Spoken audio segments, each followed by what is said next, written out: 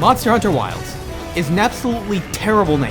Additionally, it is an organ donation collection simulator for the D-1 crash-outs like myself who are shown a 20-foot tall dragon but see a new rug. As such, it is a game for everybody. Disagree? You do it since you don't know it is, because you can fill out one of those Maslow charts with only the pastime of grabbing an atlatl and impaling whatever else breathes. You are Giuseppe Ania Hunterino, a veteran in the Australian exterminator business as seen in MHW. Not this one. Terrible job with the name, guys. Your task as Avis Unit's homicidal freak is to enter the Park Fay Guardian region of Oland and smoke the rather large residents with your blick lamps, because you make your weapons and armor out of them. Not kidding. Every monster has one upgradable weapon for around every other of the 14 types and 2 armor sets. And the other thing, they don't have health bars, so the only way to gauge how much damage you actually do is by how much visible suffering you inflict on the monster in whatever measurable time frame. Excellent. Roll credits. Congratulations, you now hunt. You are the monster guy. I don't think I need 2 videos explaining what you do in a game called Monster Hunter, and I can tell that you can tell that I, a minute in, sound like I'm on the edge of a schizo meltdown. Let's get to the brass tacks. The game starts with the sailboat meant for water dropping into the newfound Forbidden Lands, but seeing this absolute moron passed out for wearing a winter coat in a desert. So we throw him in our white van and leave. 2 years later or something, when they've actually built a settlement there, you go to meet this guy called Fabius, and he's gonna be all like, "Hunters! Oh god, what now? I have a very urgent request of you all." Yep, just cray it on me. Our expeditions have proved that— You think he'll find out I'm zonked eventually? I order you to find and unite the regional tribes in order to find the lost civilization of the Keepers. Any questions? Yeah, hi. Potentially the same protagonist from Monster Hunter World here. I have personally discovered 12 species of septic disease-covered dinosaurs from our regions. What about? These are isolated, remote tribes. They don't share any bodies. They will all die to typhus. Yep, yeah, they will.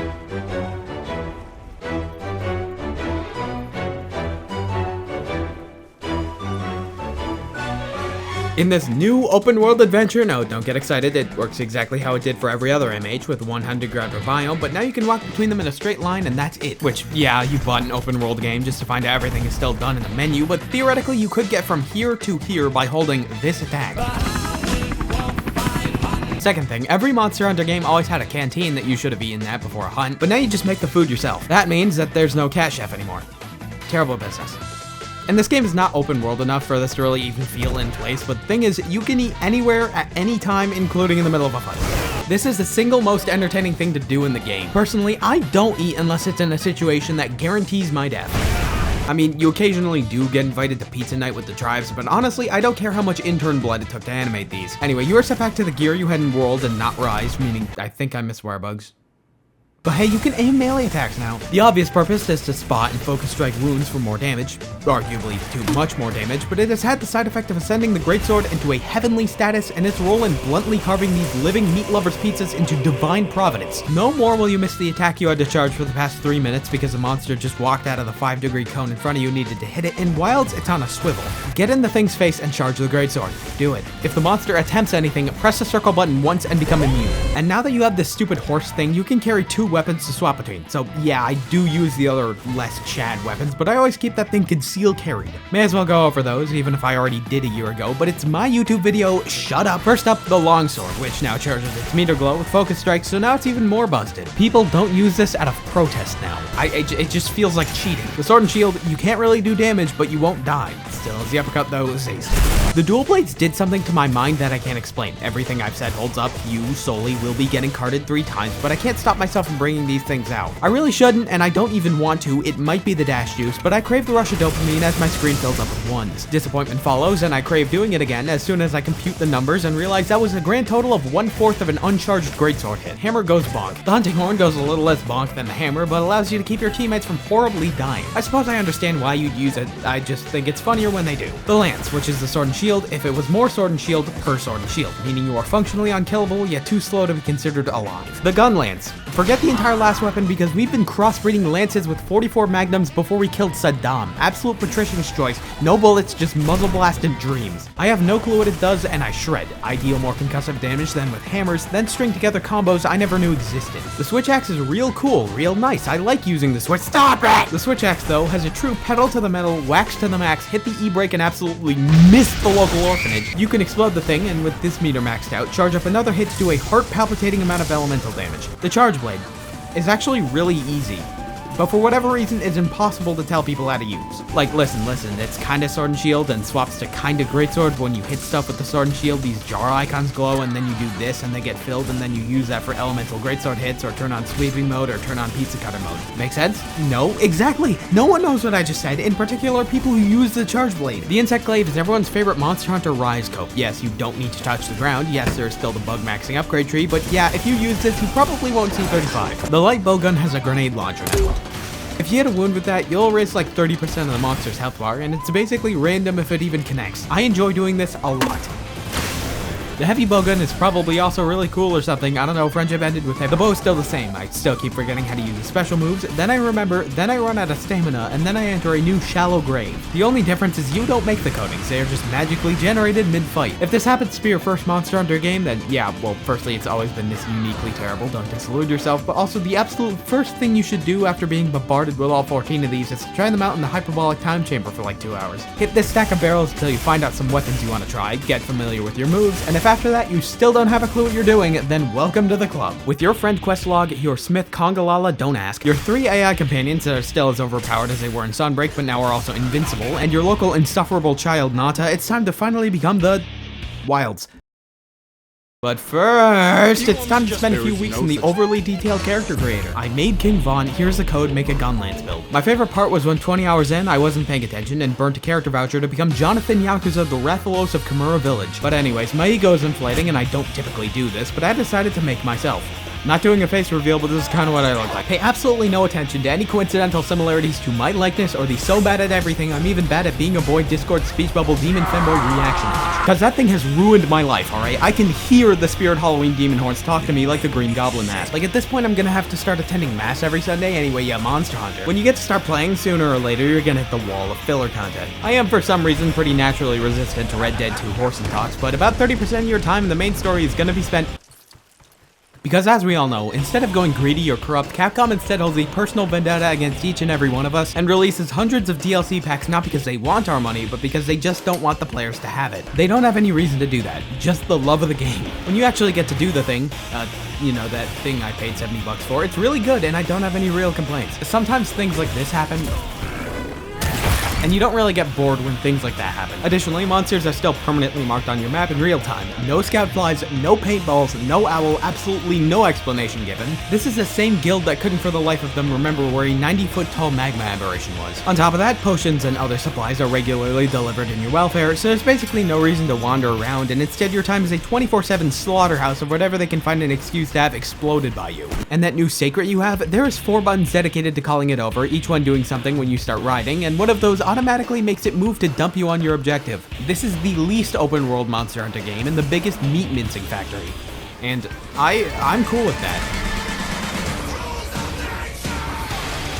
The regions, however, dynamically change states while playing. Normal, which is how it is when it is normal. Follow, which causes you to die from the unfavorable conductivity of the monster skin you wear. And Bounty, which is when it gets all sunny and nice. I, for one, appreciate the act of eating up the majority of my resources for your cutting-edge visuals and proceeding to manually make the game look worse 66% of the time. It is in these cycles that the regional tribes' lives and the insane Monster Hunter lore is all conducted. I play Monster Hunter for that. That may sound like a curveball, because so far I haven't talked about anything but enjoying the tenderizing and I legally can't be considered sapient life, but there's no other feeling than beating this weird Fatalis dragon and melting it into armor, and then on a whim looking it up.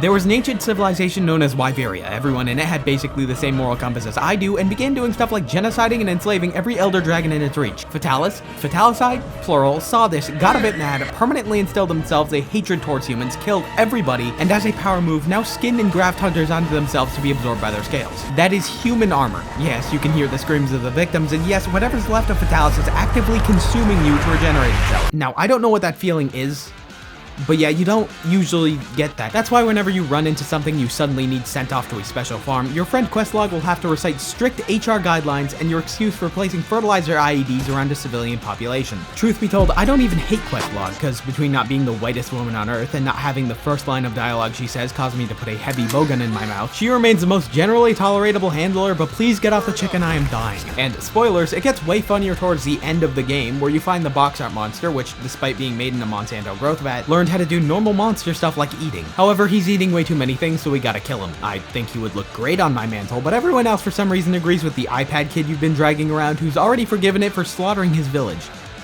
Why? They're then forced to recite the ecosystem and balance extermination clause to me as I patiently wait to use my dual blades. Then the next thing you fight, for no discernible reason, you give yourself your own clearance for killing. They can dock my pay for my flagrant breach of protocol, but they can't unsee the fit. Speaking of the fit, nice segue me, a layered armor variant is instantly unlocked for any armor piece you make when you get to high rank. Neat. Even with the near terminal Destiny 2ization of some of these designs, they still go hard, and a good portion of your time will be spent fashioning your perfect Balenciaga out of the monsters. Few other things to note, you can just grapple stuff to you, so yeah, you literally don't need to gather anything with any hint of conscious thought. Excellent. Also, there's these offset moves. Offsets are really cool, shut up. And about that insane lore I mentioned, how's this sound? Every monster is biologically consistent with each other, and every ability they have is usually not magic and logically explainable. I mention this because one of the new monsters is a railgun. It's a normal dragon that can open its head into a mechanically correct railgun. I would suggest that you run, and I don't want to alarm you, railguns are faster. Fortunately, you always have a meat shield to be incinerated first. Your Palico, a cat you can bring into hunts with less than 2 people, and the cat can be Garfield. New to this entry, you now have the option to have them talk now, in case you thought reading the puns wasn't insufferable enough. I was able to run voice Palicos for a personal record of 30 minutes, after which my internalized hurricane of violence metastasized. I proceeded to forget what happened past that, and now I have to keep my Smith & Wesson at the Pentagon. Wild's John is also fully voiced now, so I decided to choose... Do you mind leaving this to us? For fuck's sake, I'll just pay for it. Yagami, you sound like some total Jones' inability to confront his past actions. Yeah, anyways, at a certain point, Monster Hunter games get, how you put this, insufferably difficult on account of the whole dying in 2 hits, dodging all the intercontinental attacks I do every 3 seconds, and then keeping up with that for 20 to 30 minutes things. Around that point, to not be the only guy getting carded 3 times in a row, you're gonna have to start number crunching all your stats beyond big number good. If you aren't a big fan of doing that, and you don't, your options are uninstall the game or uninstall the game eventually. But look, I do, alright? It's all about these weird little skill thingies and making armor pieces that'll get you the good ones. And gems, but I already have a migraine. Let's do later. My current build contains a maxed out charm for Divine Blessing, which randomly has a chance to half the damage of anything. So help me God, I will run a Payday 2 dodge build anywhere. Personally, I feel safe, protected, and loved by simply entrusting my survival to gambling, but I guess running evade window helps too. And no, I don't have an issue with damage per second. Have you used a Greatsword? The rest of my stuff is pretty interchangeable, but I make it a point to have level 3 earbuds at all times to fully negate the effect of monster roars. Just about everyone does that, and it isn't even really worth it, but the psychic damage I get from building up my Tempest Cyclone Hunter's last Grenade Nuke 3 move just for the monster to yell really loud and have my smooth brain hunter forget what he was doing is probably more than whatever's caused by running voiced Palicos. Alright, cool, let's see how that does. I'm lying, this is the easiest entry. At this point, I can tell that some of you are waiting with bated breath to hear my take on the game, and all I can say is, why? Just put yourself in the shower, bro. Dude, I'm a YouTuber, and in any less cruel world, I would have already been summarily executed. You don't need to hear me glaze or complain about how this game has my dog hostage. But after all, it's not like video games not living up to some arbitrary degree of quality doesn't even matter a lot of the time. I mean, I don't have a series of reviews exclusively about that. I think you're just here for my niche internet micro-celebrity slop take, aren't you? The game has a lot of performance issues. On console, I spent a grand total of 3 minutes lowering the settings, and it runs fine on my non-pro NSA camera. On PC, not much you can do. You have a right to be angry, but I'll be honest, you should have seen this coming. Wilds is not any better than World, but also probably not that much worse. That's it. Acquire the game through an ethical purchase or some other way I would absolutely never recommend. I mean, who would do that?